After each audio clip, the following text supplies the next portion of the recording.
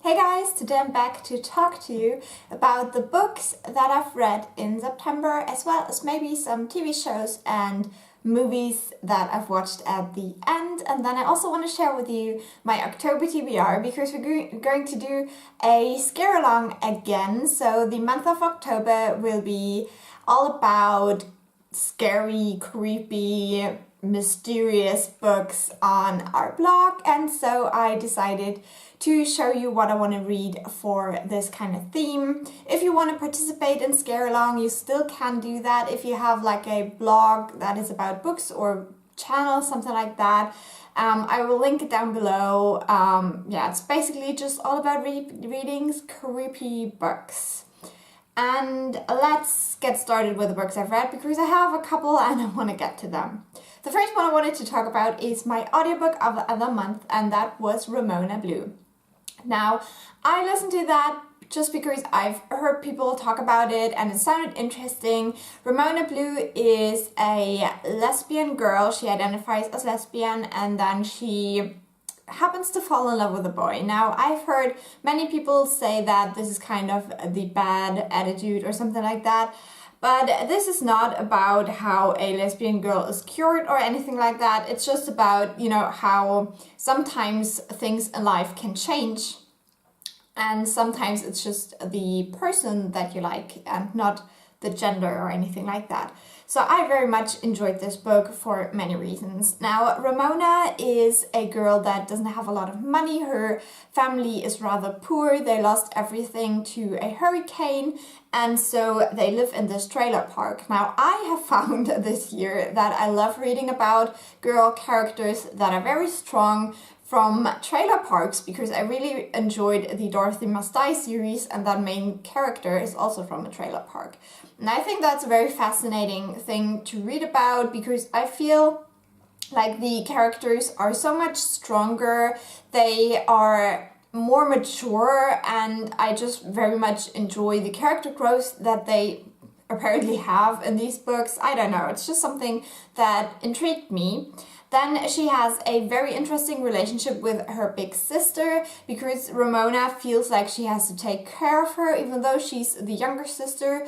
Her big sister is pregnant, she's getting a baby girl, and her kind of boyfriend, the man that is responsible for that, he's a jerk. He's so horrible, but also he goes through a lot of things and he has some character growth.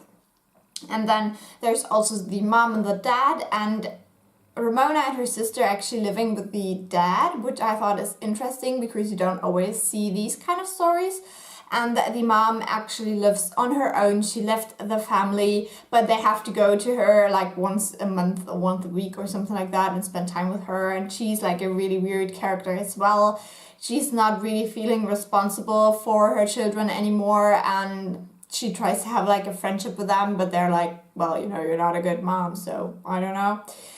So this book was overall just so interesting, and then what I loved was the romance. Now, I'm not a great romance reader, I don't know, I don't need a romance in every single book that I read, but Freddie, the love interest, he's so cute. Like, I loved him from the first second. He's so adorable.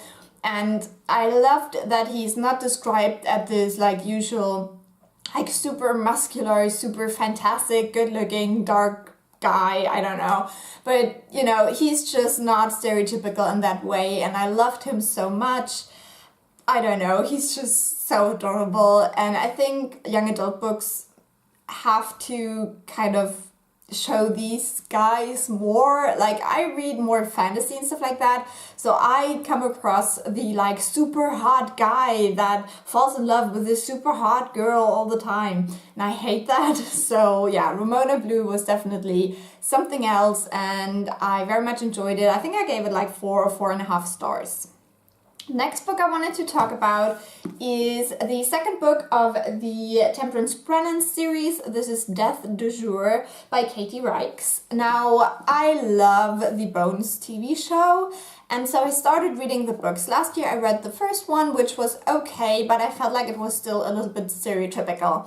Now you have to keep in mind with this series that this started in the 90s, so the first couple of books are quite old now.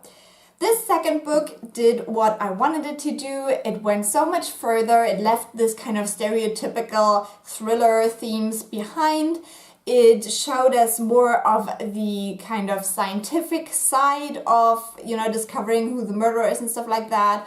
We got to see a sociologist, which is great because I am a sociologist actually, and I felt like this was such a good representation in the sense that, the person actually says a lot of very interesting things, and so people can, discover that sociology actually is a very interesting field of research, which in my country actually many people don't know. So I love that about this book, but there's all kinds of other researchers that are shown, and yeah, it was just great. I love this second book.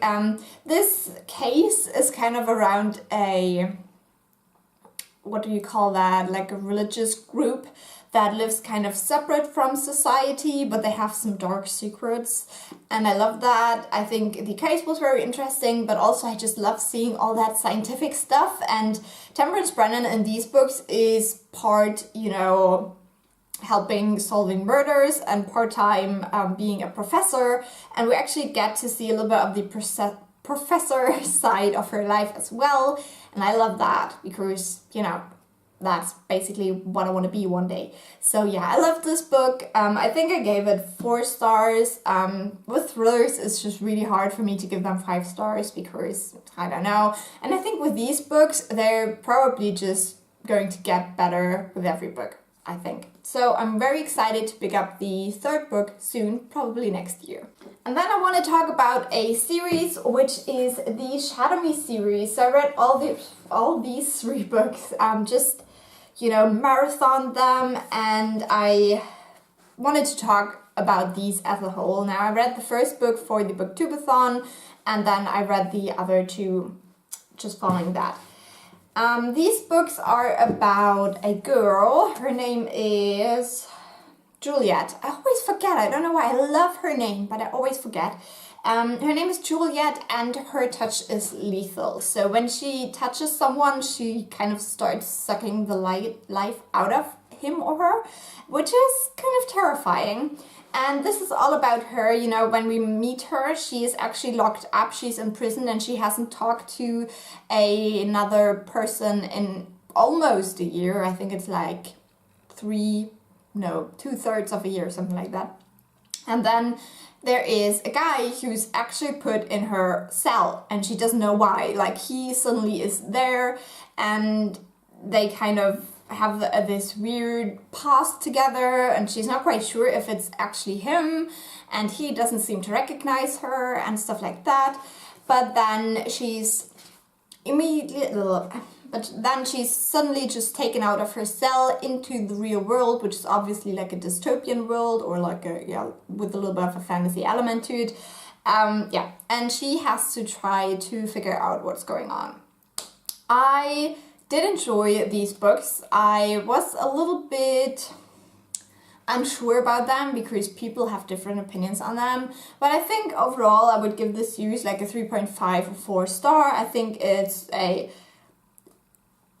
series that gets better with every book. Like, I enjoyed the first book, but I read it in one day for Booktubeathon, and I feel like when you read a book in one day, it's very hard to judge because you just immerse in the world like immediately, and yeah, I just feel like it's very hard to judge a book if you read it in one day, for me at least. So it was a series that was very easy to get into, very easy to, fall into this different world and stuff. I think Juliet is a very interesting character. At first she's very unsure of everything because she doesn't really know how society works. She's been locked away for a very long time, and it's hard for her to wrap her head around being free again. I hated the boy, what's his name? Adam. I hated Adam so much. This is just the kind of guy that kind of annoys me. I mean, in the first book it's fine, but then in the later books he was just such a dick, and yeah, I hated it. Like, he was supposed to be that protective guy that, you know, takes care of his little brother and everything. And then he just makes the worst decisions for the life of his little brother just based on the fact that he's an asshole, basically. I don't know. So I hated Adam. Warner was fine. I just wanted to love him more. Like, I know that so many people love him a lot. I did like him, but I didn't love him. Like, he had some good scenes, but then the end was a little bit too happily ever after. I don't know. Yeah, I wanted to love him more. That's what I'm trying to say. Overall, I enjoyed this, and what I enjoyed about it most, I want to mention in the last book, which is, I think, my favorite of the series. Juliet has a lot of character growth. Now, she, you know, in the beginning, she's so uncertain, so unsure what to do, and in the end, she just takes everything in her own hands, and she just runs out and does stuff. So I love that, and I love how this is reflected in the style and the narration style of the book. So the last book is my favorite, and what I liked about it is that she actually reflects on her relationship with Adam a lot in this last book, because I feel like we have this whole discussion about insta-love and stuff, and if you read the first book, it feels a lot like insta-love. But then she starts to reflect on that, and she's like, okay, well, maybe that wasn't love, and maybe I don't know what love feels like because I was just a teenager and hormones were taking over. And I felt like that was such an interesting thought, and I liked that she actually had this thought on the page, and she tried to grow from that and decided for herself that the next time she didn't want to be that like hormonal teenager anymore, that she wanted to be sure that she really liked someone before getting into a relationship again. And I felt like this was so interesting to see that in a YA book that, you know, is dystopian. I like that. I just can't say anything else. Obviously, with these books, we definitely have the like super hot guys that are so super muscular and whatever. But I also like that with Warner, they actually show why he is so muscular, and that it's not just, you know, him being like this god of sex appeal or whatever. He actually works for that, and there's actually a reason behind that. And I think that is great that this is shown as well. So overall, I think this was a fun series, and I do like it. Okay, that was all the books that I wanted to talk about. Now let's see for TV shows and movies. So the first movie on my list is Dunkirk, and I can't really say anything about this movie that hasn't been said before. It was perfect. I think I've never seen such a good war movie. Go watch it. It's, you know, it's great.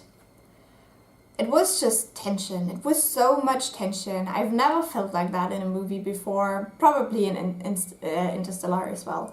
But yeah, you just feel like you're in it. And it's gripping, and it keeps you on the edge of your seat. It was great. I loved it. Then we also watched the Dark Tower movie, which was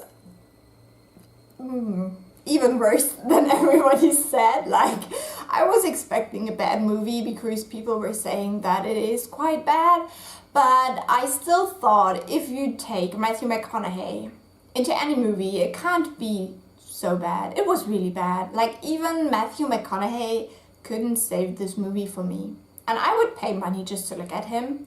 But yeah, it was just really bad. I really didn't enjoy it. I think the story was so all over the place and lame and predictable, and I just was glad when it was over. And then lastly, we watched Atomic Blonde, which was a movie I was highly anticipating. If you saw my tutorial about the main character, I was so ready for this movie. Unfortunately, it was disappointing. It wasn't a bad movie, and I think it did a lot in the sense that it showed that even with a female main character, you can still do a very good action movie, because there were some amazing fight scenes, and they, you know, didn't stop just because she was a woman. They really went there, and I think that was great. But the overall storyline wasn't that great. yeah, it was also very predictable. They tried to do this like twist at the end, but it was so obvious. Apart from that, I liked the actors. I do love Charlize Theron. I do love, what's his name? James McAvoy. I think I didn't like them too much together. I don't know. But yeah, it was okay. It was a good movie. I don't think it's waste of your time when you go watch it. But it wasn't what I expected. It wasn't as great as maybe... what's it called? John Wick, unfortunately. But I am excited to see more action movies focused on like really badass women, like not Charlie's Angels, like badass women. Okay, that was the movies. Now for TV shows, what did we watch? We watched Lucifer, the second season, which was amazing. I love this freaking show so much, and I can't wait for the third season to be on Amazon Prime. Love, love, love, love, love Lucifer. And then, what else?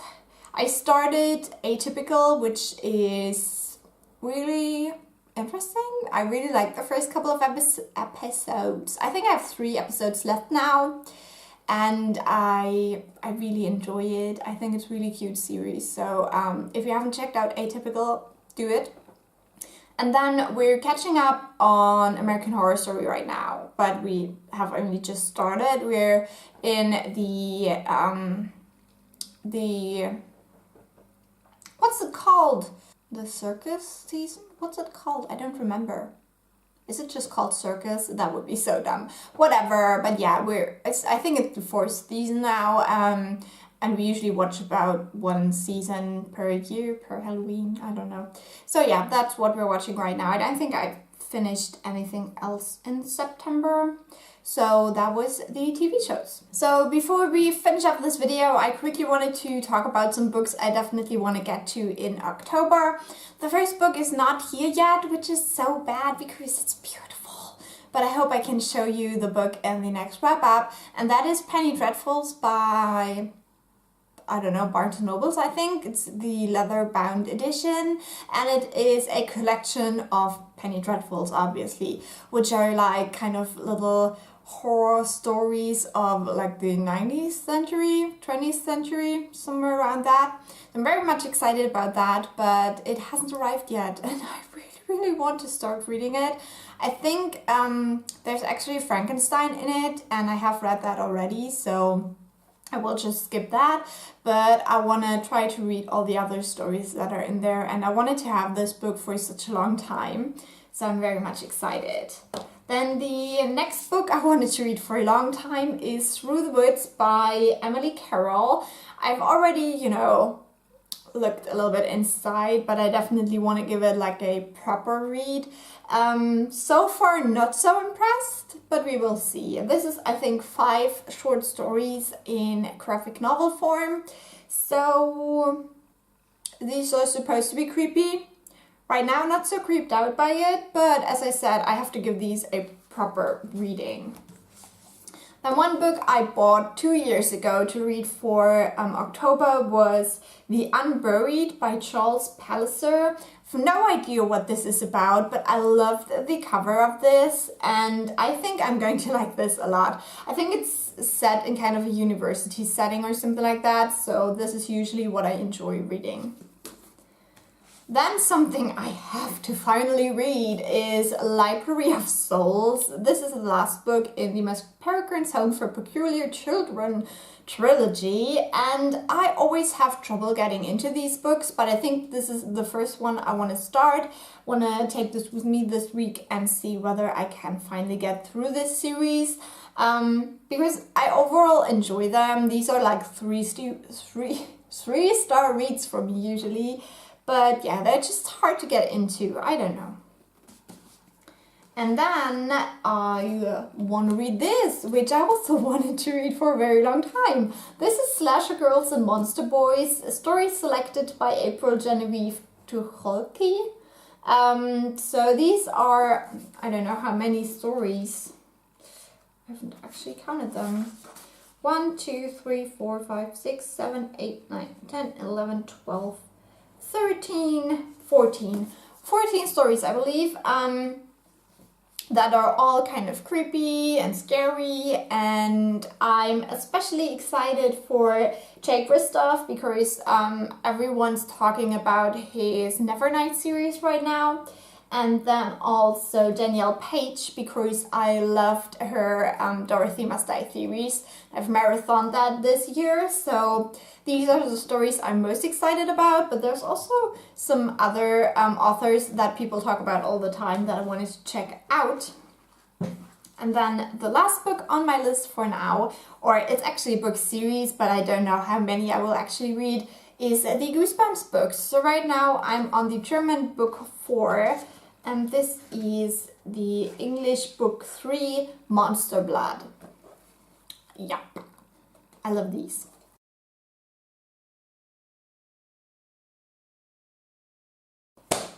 So these are my reading plans, and I hope you enjoyed this. If you did, give this video a thumbs up or leave a nice comment with your suggestions.